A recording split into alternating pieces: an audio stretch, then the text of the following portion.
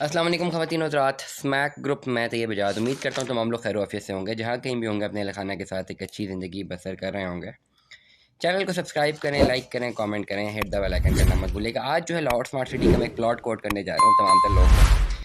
4 मरला कमर्शियल है, ओवरसीज़ का है ये। मैं डिटेल सारी बताता रहता हूँ इस व्लॉग में, लेकिन उससे पहले मैं तमाम तर लोगों को एक चीज़ में ज़रा पूछना चाहूँगा, गाइड करना चाहूँगा। बहुत सारे लोग हमें रब्ता करते हैं, बहुत सारे सेलर्स रब्ता करते हैं, लाहौर स्मार्ट सिटी के हवाले से काफ़ी लोग रब्ता कर रहे हैं। 3-4 चीज़ें मुझे अभी तक नहीं समझ आ रही कि मैं तो बार-बार कह-कह के थक गया हूँ, तमाम तर लोगों को मैं बता रहा हूँ कि जब आप राब्ता करते हैं, देखें 2 चीज़ें, या आप सेलर हैं या आप परचेज़र। जो लोग सयाने बनने की कोशिश करते हैं ना कि नहीं-नहीं हम ऐसा करते हैं जी, परचेज़र बन के बात करते हैं, सारी डिटेल लेते हैं, बात करते हैं और फिर जो है हम बाद में बताएँगे जी हमने तो सेल करनी है। लोग सयाने बनते हैं, लोग कहते हैं ज़रा मार्केट देख लें, कहीं हमें कोई चूना तो नहीं लगा रहा, या मार्केट में चीज़ कितने की बिक रही है, हमारी चीज़ कहीं ₹2 कम ना बिक जाए। ये जो जितनी भी थॉट्स हैं ना, ये जिनको भी थॉट्स होती हैं और जो इस तरह की एक्टिविटी करते हैं, मैंने अपने इस करियर में इस ही तरह की प्रैक्टिस करने वालों को मुख्तलिफ और बेताशा नुकसान होते हुए देखा। क्योंकि अप्रोच एटीट्यूड डिफरेंट हो जाता है, और जब आप किसी कंसल्टेंट से रब्ता करते हैं, आप गलत बयानियाँ करते हैं, तो उसको भी पता होता है कि यार इन्होंने गलत बयानी की है। उसका जो एक मेन वर्जन होता है ना कि उसने आपको सही से ट्रीट करना है, फिर वो भी नहीं करता है। To be very straightforward. देखें, अब इसमें मसला क्या आता है, हमें क्या मसला आता है, बहुत सारे लोग कहेंगे जी क्या मसला है कि अगर आपको कोई बंदा परचेजर बन की बात करे ऑल्दो उसने सेल करनी हो, कि हमें मसला ये आता है कि जब हमें रब्ता आप करते हैं तो हमारी एक छोटी सी डाटा बेस है जिसमें हमने एंट्रियाँ करनी है। अब आप हमें अगर परचेज़र बन के रब्ता करते हैं तो हमने आपका डाटा एक परचेजिंग लिस्ट में डालना है। एक सिंपली अगर मैं सिंप्लीफाई करके आपको बात बता दूँ, और फिर हमने उस पर वर्किंग करनी है कि जी अच्छा आप परचेज़र और आपके लिए प्रॉपर वर्किंग करके आपको हैंड करके कोई चीज़ दी जाए। अगर आप सेलर आप हमें रब्ता करते हैं तो आपका डाटा हमारे लिए बहुत ज़्यादा इंपॉर्टेंट है, क्योंकि अक्सर जब हमारे पास परचेज़र आते हैं तो हमारी तो कोशिश होती है कि हमें मार्केट से कोई चीज़ ना परचेज़ करके देनी पड़े। आप हमारे पास डायरेक्ट यूट्यूब चैनल से है, उन्हीं से किसी एंड यूज़र की कोई चीज़ हम किसी परचेज़र को दे दें, हमारी तो कोशिश यही होती है। तो जब आपका डाटा ही मिसमैनेज हो जाता है, आप बेसिकली होते सेलर हैं लेकिन आपका डाटा परचेजिंग लिस्ट में पड़ा होता है, तो फिर आपके डाटा का ना हमें ज़रूरत है ना आपको कोई फ़ायदा होता है। क्योंकि जब भी प्रॉपर्ली हमारे पास काफ़ी कस्टमर्स आते हैं फाइल्स हासिल करने के लिए, तो वो अपनी एक रिक्वायरमेंट देते हैं। जब रिक्वायरमेंट हम सर्च कर रहे होते हैं तो उसमें उस लिस्ट में आपका नाम ही नहीं होता जो आपके पास फाइल होती है, और ऑल्दो आपने सेल भी करनी होती है। वजह क्या होती है, क्योंकि आपने जब हमसे रब्ता किया होता है तो आपने एक्ट किया होता है कि जी आप परचेज़र, और आपने बताया होता है जी मैंने तो परचेज़ करनी है। तो यहाँ पे जो गलती आप लोग करते हैं, बहुत सारे लोग करते हैं, मैक्सिमम सब नहीं कह रहा, बहुत सारे लोग ऐसा करते हैं, और नुकसान उनका अपना हो जाता है। प्लस टाइम का ज़या अलग है कि ऑलरेडी अगर उन्होंने सही चीज़ कम्युनिकेट कर दी होती तो बेचना हमारे लिए ज़्यादा आसान हो जाता, नंबर वन। नंबर टू, मुख्तलिफ लोग सिर्फ ये फ़ोन करके पूछते हैं जी रेट क्या चल रहा है। मैं अब भी इस व्लॉग में कह रहा हूँ कोई रेट नहीं चल रहा। हर सेलर की, हर परचेज़र की अपनी मर्ज़ी है। कोई सेलर अपनी फ़ाइल का 20 लाख मांगे, कोई सेलर 5 लाख मांगे, कोई 25 लाख मांगे, उनकी मर्ज़ी।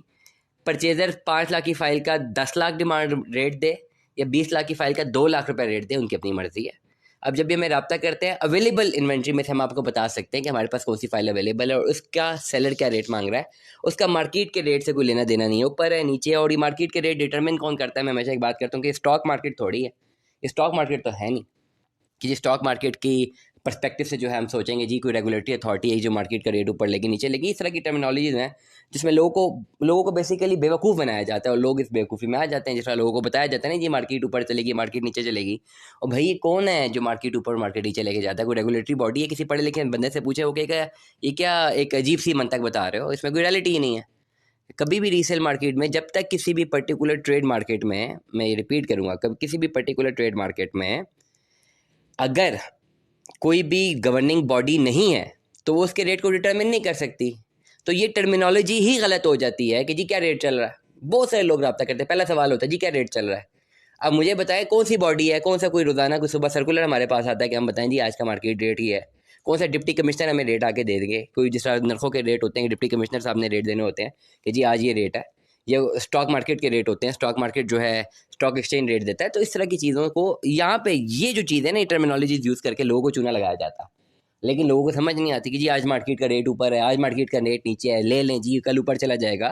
ये स्टॉक मार्केट नहीं है, ये डॉलर के रेट नहीं है, ये करेंसी एक्सचेंज रेट नहीं है, ये खाली फाइल्स हैं। सोसाइटी ने फाइलें बेची हुई हैं, लोगों ने खरीदी हुई हैं। अब जिसने जो बेचनी है, जिसने जो खरीदनी है, लोग आपस में ट्रेड कर रहे हैं।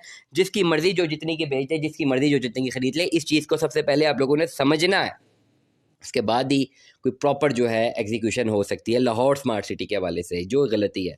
करंटली मैं लाहौर स्मार्ट सिटी के बारे में सिर्फ एक जो है फ़ाइल कोड भी करना चाहूँगा आज के तारीख में, कि अभी जो है मार्केट में ज़्यादातर जो कस्टमर आ रहे हैं वो लाहौर स्मार्ट सिटी में जो 20% पेड फाइल्स है, 20% पेड फाइल, जो 18 लाख या 19 लाख वाली फ़ाइल है एग्जेक्टिव या ओवरसीज़ की, सिर्फ 20% पेड है, लेकिन 31 मई तक 50% तक पेमेंट जमा करवानी है।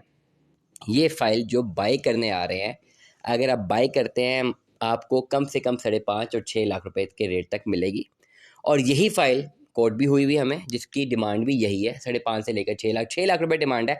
लेट अस सपोज 5.5 लाख रुपए हम डिमांड कंसिडर कर लेते हैं।